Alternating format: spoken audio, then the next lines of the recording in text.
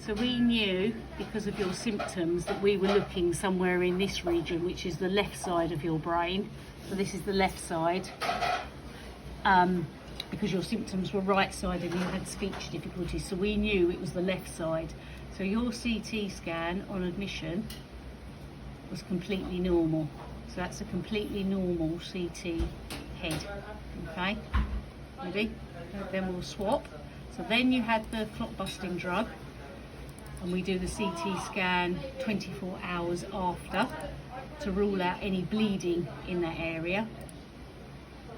Okay, and then it takes a little minute to load.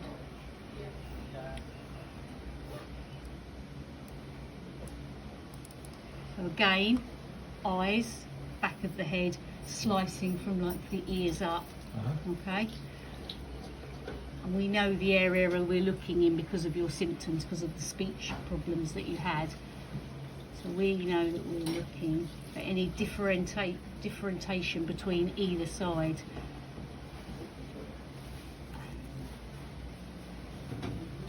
And can you see it's looking a bit patchy there? Yeah, I think so. See? Yeah.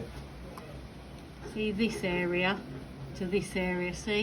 Yeah, it's a bit darker, isn't it? Yeah, so we knew, so you can see it more clearly there, so we knew that this was your area of stroke, that then, but in giving you the thrombolysis, we'd saved what's called the penumbra, which is like that wedge. So if we hadn't have given you the clot busting drug, the potential was that your stroke would have been a lot worse and you could have knocked out sort of all this area, and then you might have had more visual deficits, arm weakness, leg weakness, sensory perceptions, not being aware of a side. So I know you have a stroke that's evident on scan, but what we saved was an awful lot. So then what they wanted to do was to confirm this by doing an MRI. So with the MRI, it's more detailed scan, and it compares, we know where we're looking. Now on MRI, the scan is, stroke will be white on MRI, so we're looking for an area of white. So hang on just a moment and I will show you. Like a watermelon. I know. So there we go, right, Angie on it. And you can see the detail in this scan. Even now, look, you can even see your teeth, because the definition of scan. Okay, so we know we're looking in this area, and obviously infarct on an MRI scan is white. So the bright white is bone, okay? Okay. So we know, here we go, we can already see it. You can see what they're called sulci, so that's when your brain's like that, okay, and the grooves in between. But you can see the area now of stroke here. There we go, and that's your area of stroke on MRI, and it's left parietal occipital, so that's why you have some speech deficit. And do you have any visual deficit? Yet. That's good. No, I don't think you will, to be fair. Yep. To be fair, but just be aware that it might take you just a little bit longer if you're like crossing the road, because sometimes your perception can be slightly off. But that's your area of stroke on MRI, and that's the rest of your MRI, which looks completely normal apart from that area there. And we know that that's the acute stroke because we can compare it to your CT scan, which also showed that area. So it's not that there's a different area on your MRI than on your... And we can have a look at some of the other images. Hang on just a second. Incredible stuff. It's amazing, isn't it? So, here we go, this is a better...